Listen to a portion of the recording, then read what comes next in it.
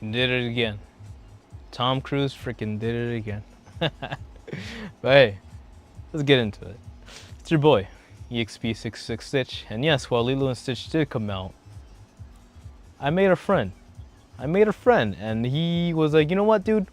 I was gonna watch something, but let's go watch this Mission Impossible together. I was like, homie, my man. Anyways, so we went to go watch it. So when I say that, like, I had a good time, I had a good time. You know, I was there, I had my talk can. I told the guy, hey, you want a talk can? I got a talk can. He's like, you got a talk can? Like, I got a talk can. Gave him the talk can, and that fool fucking conked out. He was I think it was a brewski. It was a little late. The brewski got to him probably, and he was gone. Which I completely understand because it's what pretty much everyone is saying. I'm not gonna bash on it because I am a gentleman who understands patience and has seen most of Naruto Shippuden. So when I tell you that Tom Cruise is the anime man, he fucking brought filler to his own fucking movie. He said, nah, nah, nah, nah. Final Reckoning Part 1, Dead Reckoning Part 1, we weren't even done yet. You get the filler arc right before we actually start Mission Impossible Final Reckoning. And you can take that to the bank. Because when all the exposition happens, you know, we get a homie that's like, yo, man, I ain't gonna do it, brother. I'm not here anymore. And, okay, let's go. Kind of get the ball moving, kind of get the blood flowing, kind of raising the stakes by, like, making our homie, like, we're gonna miss him. We're gonna miss you, dog. But, yeah, man, that happened.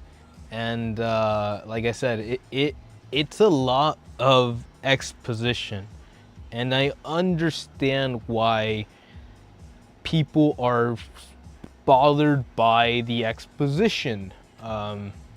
Sure.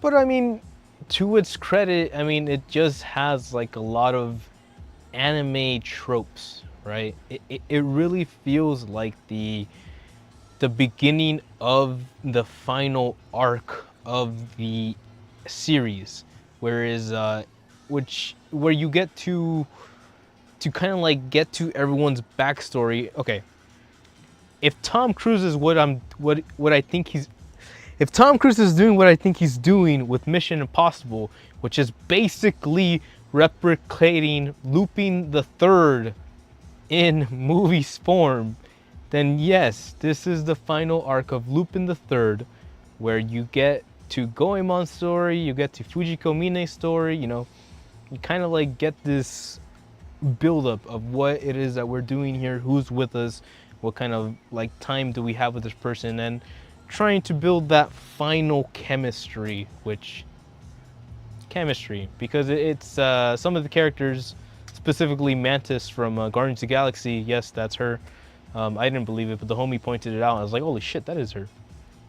She doesn't really have much to say in this film. And yes, that's kind of a joke. But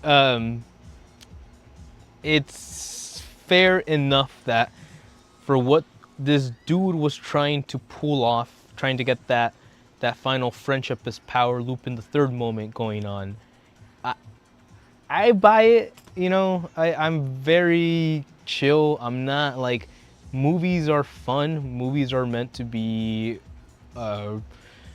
absorbed and kind of interpreted. And yes, they have a specific interpretation for the most parts.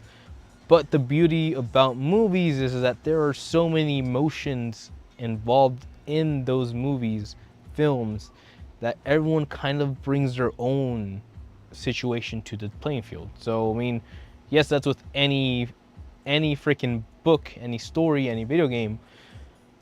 But when you're out there blasting shit up or trying to angulate how to find a crashed submarine through sonar, ticks only, or holding on to god darn life by the seats of a biplane, man, it gets to you.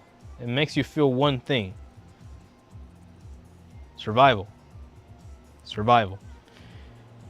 Because at the end of the day, this is a film about AI. The shitty people who really just want to feel like they have power, and how far they have pushed us to just react to this, right? Unfortunately, we're a couple years away from that one, so nobody's really kind of like planning for doomsday protocols and all that. Wink, wink, don't judge. But it really does its job of putting a mirror to the face of all of us, because this is Mr. Worldwide, Mr. Studio Ghibli fan, Mr. John Wick ballerina fan, the world of John Wick, Tom fucking Cruise, dude. Cruise control, man.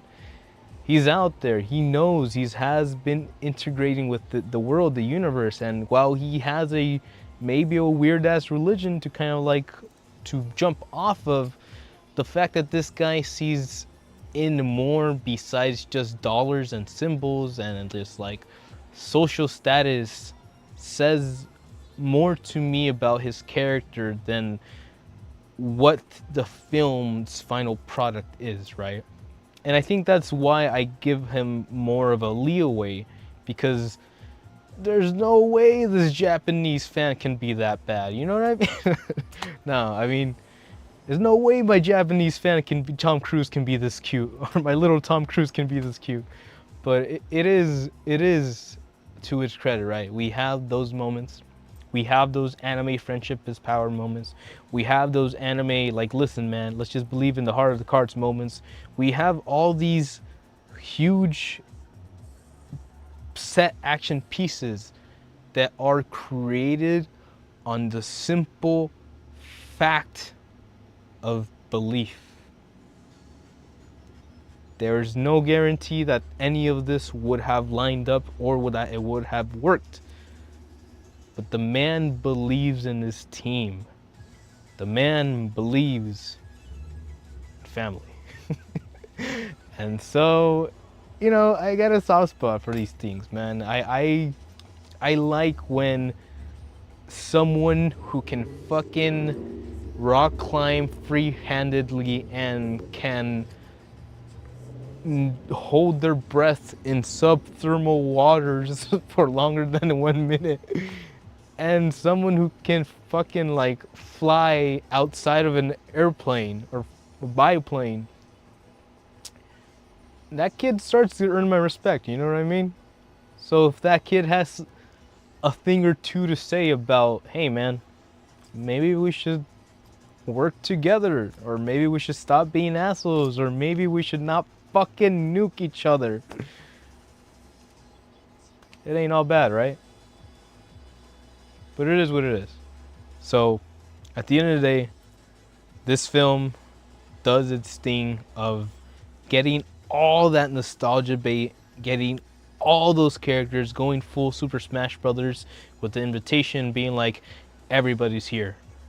And I'm not a huge Mission Impossible fan. You know, that like the first ones came before my time. I think number 3 was the first one where I was like, oh shit, this guy's coming back for a 3rd time and he's not done yet? What the fuck? So seeing that guy do his thing was pretty damn cool. I do enjoy the cool moments. Those stunts mean something, because again, like, if you got 5-year-olds looking up to fucking Cristiano Ronaldo because he can fucking dribble a ball, you got my dumbass in movie theaters looking up to Tom Cruise because he can fucking fly. And that's impressive. So go out there, have fun, enjoy this little art piece that this man has literally risked his life for. And if he has something to say, it's aight, you know, because you don't have to believe in it. You don't have to be a Scientologist. But if it makes you think, if it tickles your pickle, then you know something's up. So with that being said, I hope it all works out. I'm just a dude out here having fun, enjoying what is Mission Impossible, seeing how the video lags every time I input a side video. We might have fried a component. But grateful that there is still people out there just having fun, experiencing and living their lives out there. So whatever it is, whatever it may be, I think we can at least enjoy these fun moments while they last. Because when that AI takes over, baby, it's all analog from here. And now I understand why Zenless Zone Zero plays VHSs instead of digital products.